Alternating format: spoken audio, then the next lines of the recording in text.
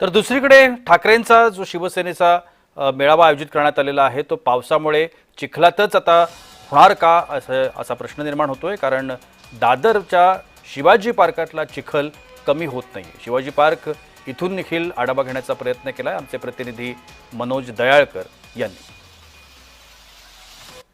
यंदाही उद्धव बाळासाहेब ठाकरे यांचा दसरा मेळावा छत्रपती शिवाजी पार्क मैदानावरती पार पडणार आहे आणि यासाठी जय तयारी केली गेलेली आहे। आणि आपण आता दादर येथे छत्रपती शिवाजी पार्क मैदानावरती आहे।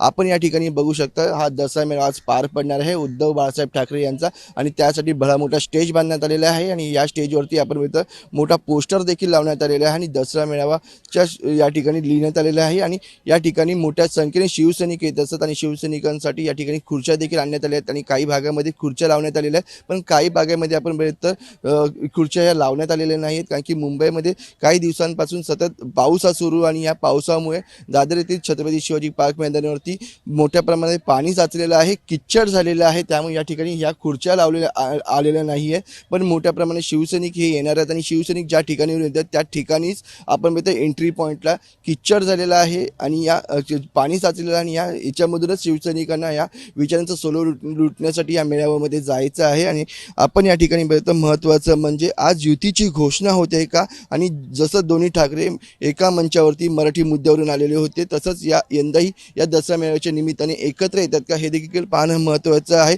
आणि आता स्थानिक स्वराज्य संस्थांच्या निवडणुका येतात, त्यामुळे विरोधकांना कशा प्रकारे आजच्या मेळाव्यामधून टीका करतील आणि उत्तर देतील हे देखील पाहणं महत्त्वाचं ठरणार आहे।